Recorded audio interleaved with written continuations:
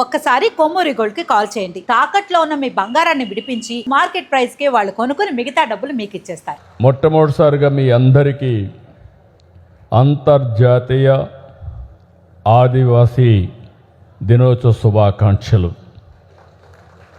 నేను ఎప్పుడూ మీకు చెప్తున్నాను, ప్రకృతిని దేవతగా భావించి అడవిని అమ్మగా ఆరాధించి తమ సంస్కృతి సాంప్రదాయాల్ని శతాబ్దాలుగా కాపాడుకుంటూ వస్తున్న ఆదివాసీ సోదరి సోదరులకి మరొక్కసారి అభినందనలు. అవకాశాలు కల్పిస్తే అద్భుతాలు చేయగల సామర్థ్యం ఆదివాసీలకు ఉంది. ఈరోజు మనం ఒక్కసారి ఆలోచిస్తే ఒక సామాన్య ఆదివాసీ మహిళ ద్రౌపది ముర్ము ఈరోజు మన రాష్ట్రపతి. ఇది మనందరికీ గర్వించదగ్గ విషయం. రాష్ట్రపతిగా గిరిజన మహిళ ద్రౌపది ముర్ము గారు ఉన్న సమయంలో మనం ఎంతో సంబరంగా 80వ స్వాతంత్ర దినోత్సవాన్ని ఈ నెల 15వ తారీఖున జరుపుకుంటున్నాం. ఇది శుభ పరిణామం. దేశానికి ఇది ఒక గర్వ కారణం అని చెప్పి మరొక్కసారి మీ అందరికీ తెలియజేస్తున్నా. ఇంకొక పక్క ఆవిడ జీవితం కూడా ఒక ఆదర్శం. మీరందరూ గుర్తుపెట్టుకోవాలి, కష్టాలుంటే కష్టాలు ఉన్నాయి కాబట్టి ఏమీ చేయలేమనుకుంటారు. ఒక్కసారి ముర్ము గారిని ఆలోచిస్తే ఒరిస్సాలో ఆదివాసీ కుటుంబంలో ఆమె జన్మించారు. అనేక కష్టాలు అధిగమించి ఉన్నత విద్య చేశారు. ఉపాధ్యాయురాలుగా మొదట ఆవిడ జీవితాన్ని ప్రారంభించారు. తర్వాత ఒరిస్సా గవర్నమెంట్లో ఒక మంత్రి అయ్యారు. అక్కడి నుంచి జార్ఖండ్లో గవర్నర్ అయ్యారు. అక్కడి నుంచి 2022లో భారతదేశానికి 15వ రాష్ట్రపతిగా ఎన్నికైన తొలి ఆదివాసీ మహిళ ద్రౌపది ముర్ము గారు. ఇదంతా ఊరికే అయిపోలేదు. ఇప్పుడే ఇక్కడ గాయత్రి గారు చెప్పారు, అదే మరిగా మన మిత్రులు కూడా కొన్ని విషయాలు చెప్పారు. ఇక్కడంతా కూడా మనం గుర్తుపెట్టుకోవాల్సింది, ఈ రోజు నుంచి 15 వరకు, ఆగస్టు 15 వరకు అంతర్జాతీయ ఆదివాసీ దినోత్సవ సందర్భంగా ఒక డిక్లరేషన్ ఇస్తున్నా. ఏదైనా సాధ్యం. అందుకే మీ అందరూ కూడా గుర్తుపెట్టుకోవాల్సింది, సంకల్పం ముఖ్యం అని.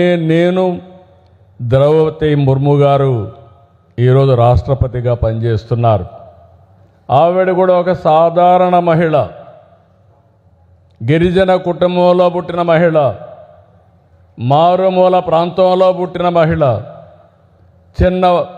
ఆవిడ చిన్న స్థలంలోనే లేకుంటే కుటుంబంలో కుటుంబ సభ్యుల్ని పోగొట్టుకుంటే వీరోచితంగా జీవితాన్ని ముందుకు సాగించిన మహిళ.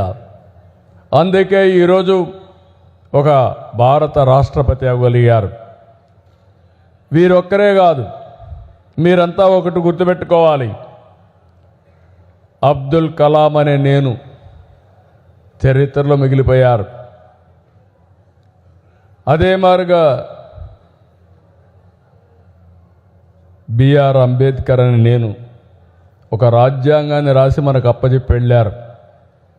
ఇంకొక పక్క ఈరోజు మనం చూస్తే ఎన్టీఆర్ని ఒకసారి గుర్తుపెట్టుకుంటే ఆయన అంతే. పేదవాళ్ళ గుండెల్లో, గిరిజనుల్లో, ఆదివాసుల్లో శాశ్వతంగా ఉండే ఏకైక వ్యక్తి నందమూరి తారక రామారావు గారు. ఇంకో పక్క ఈరోజు ప్రధానిగా నరేంద్ర మోడీ అనే నేను దేశ ప్రతిష్టని ప్రపంచమంతా చాటి చెప్పగలిగారంటే ఈ విషయాలన్నీ మీరు గుర్తుపెట్టుకోవాలి. అందరూ సాధారణ కుటుంబాలను పుట్టారు, చిన్న కుటుంబంలోనే పుట్టారు. పుట్టినప్పుడు బరువు కూడా యూనిఫామ్గానే ఉంటుంది. ఒకరు ఎక్కువ బరువు ఒకరు తక్కువ బరువు పుట్టరు. ఓసారి కొన్ని వ్యత్యాసాలు ఉన్నా మళ్ళీ కరెక్ట్ చేసుకుంటాం. అయితే ఈ సందర్భంగా మీరు గుర్తుపెట్టుకోవాల్సింది, నేను ఏంటి, ఎలా ఎదగాలి, ఈ సమాజానికి దేశానికి నేను ఏమి ఇవ్వాలి అనే లక్ష్యంతో మనం పనిచేయాల్సిన అవసరం ఉంది. మనమంతరం దేశ అభివృద్ధిలో భాగస్వాములు కావాలి. ఈ విషయం మీ అందరినీ కోరుతున్నాను. ఎందుకు ఈ విషయం చెప్తున్నానంటే, నేను నా దేశం అన్నింటికంటే ముఖ్యంగా ఉండాలి. మీరు బాగుండాలి, మీ కుటుంబం బాగుండాలి, మీ గ్రామం బాగుండాలి, ఈ దేశం బాగుండాలనే పనితో మనం పనిచేయగలిగితే ఇక ఏ సమస్య ఉండదనే విషయం గుర్తుపెట్టుకోవాలి. దేశభక్తి అన్నింటికంటే ముఖ్యం. ఇక్కడే మీరు చూశారు, తెలుగు తల్లితో ప్రారంభించాం, వందే మాతరం పాడుకున్నాం, మళ్ళీ జనగణమనతో మన మీటింగ్ కూడా సమాప్తి చేస్తున్నాం. ఈ స్ఫూర్తిని ఇంటింటికి తీసుకెళ్లాల్సిన అవసరం ఉంది. నీ కోసం నువ్వేం చేసుకుంటున్నావు, నీ కుటుంబం కోసం ఏం చేస్తున్నావు, దేశం కోసం ఏం చేస్తున్నావు అనే ఆలోచన అందరిలో రావాల్సిన అవసరం ఉంది. ఈ స్వాతంత్ర సమర దినోత్సవ సందర్భంగా 7 రోజులుంది. ఈ రోజుటి నుంచి 15 వరకు, ఆ తర్వాత 2047 వికసిత్ భారత్ స్వర్ణాంధ్రప్రదేశ్ ఉంటుంది. మీరు కానీ అనుసంధానం కాగలిగితే ఆకాశమే హద్దుగా మీరు ఎదిగే పరిస్థితి వస్తుంది. అందుకోసం నేను చెప్తున్నా, నీ కోసం నువ్వు పనిచేయడమే కాదు, సమాజానికి దేశానికి ఏం చేస్తారో, ఏం చేయగలుగుతారో మీరు కూడా ఆలోచించాల్సిన అవసరం ఉంది. దేశం కోసం పనిచేయడం అంటే మీరు ఎక్కడికో పోయి పనిచేయడం కాదు, బార్డర్లోకి పోయి యుద్ధం చేయడమే కాదు. ఈరోజు ఇక్కడ ఒక రైతును చూశారు, రాంబాబుని. కాఫీ పండిస్తున్నాడు, 4-5 లక్షల రూపాయలు సంపాదిస్తున్నాడు. అది రాంబాబు చేసిన దేశభక్తికి నిదర్శనం. ఈ దేశం కోసం ఆయన చేసిన అభివృద్ధిని మరొకసారి మీకు తెలియజేస్తున్నా.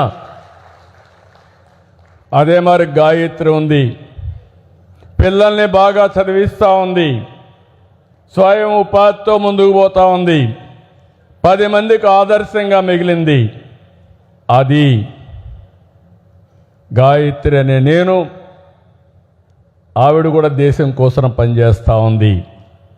రేపు రాబోయే రోజుల్లో ఒక విద్యార్థి స్టార్టప్ స్టార్ట్ చేస్తే అది దేశానికి ఉపయోగపడుతుంది.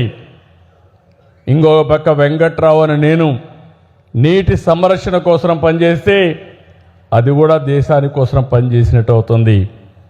ప్రతి ఒక్క వ్యక్తి మీరు గుర్తుపెట్టుకోవాలి, ఇలా పని ఏదైనా కావచ్చు, దేశం మనకేమి ఇచ్చిందని కాదు, దేశానికి మనమేమి ఇస్తున్నాం అనేది మనందరం ఆలోచించుకొని ముందుకు పోవాల్సిన అవసరం ఉంది. ఒక చర్చ జరగాలి.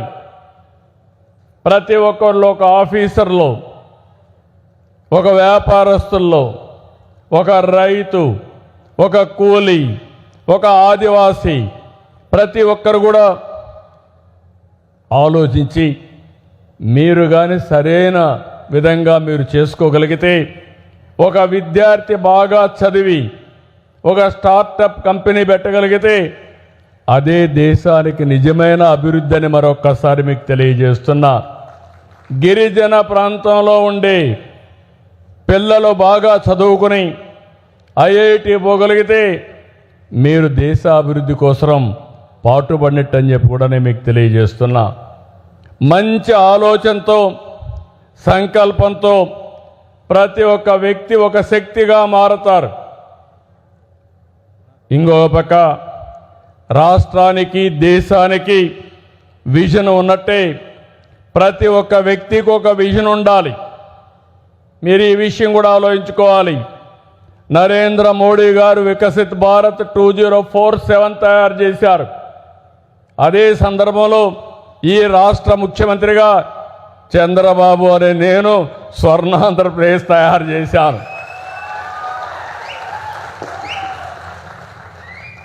మీరు డాష్ అనే నేను మీ అందరూ ఆలోచించుకోవాలా, మీరు ఏం చేస్తారు, ఏ విధంగా పైకి వస్తారు, ఏ విధంగా మీ కుటుంబానికి ఉపయోగపడతారు, ఏ విధంగా మీ గ్రామానికి ఉపయోగపడతారు. కడాన మీకంటూ ఒక గుర్తింపు ఉంది. ఆ గుర్తింపు ఏ విధంగా నిలబెట్టుకుంటారో అనునిత్యం ఆలోచించవలసిన బాధ్యత మీ పైన ఉందని చెప్పి కూడా నేను మీకు తెలియజేస్తున్నా. అందుకే ఈరోజు చెప్తున్నా, నేటి నుంచి జాతీయ జెండా స్ఫూర్తినివ్వాలి. ఒక పక్క జాతీయ జెండా, రెండో పక్కన మీ అజెండా.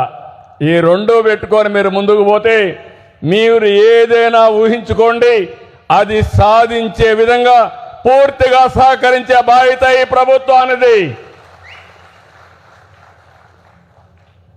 అందుకే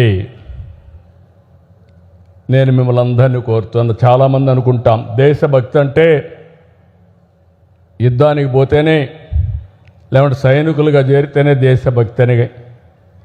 అట్లా కాదు. ఇక్కడుండి కూడా దేశం కోసం మీరు పనిచేసే పరిస్థితి వస్తుంది. బాధ్యతగా ఉండి సమాజం కోసం ప్రతి ఒక్కరూ పనిచేయగలిగితే అదే గొప్ప దేశభక్తి అని చెప్పి కూడా నేను మీకు తెలియజేస్తున్నా.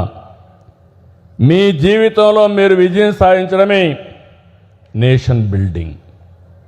మీరు ఒక విజయాన్ని సాధిస్తే మీ విజయం దేశం యొక్క విజయం, దేశానికే గర్వకారణం. అందుకే మళ్ళీ మళ్ళీ చెప్తున్నాను, మొన్న భోగాపురం చూసాం.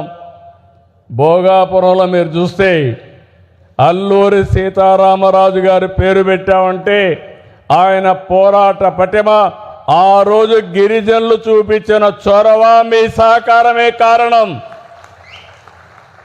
అందుకనే ఈరోజు నేను ఆలోచించింది, అల్లూరి సీతారామరాజు గారి ఎయిర్పోర్ట్ ఎక్కిన వారందరికి కూడా మా ఆదివాసులు గుర్తుకొస్తారని మరొక్కసారి విజ్ఞప్తి చేస్తున్నా.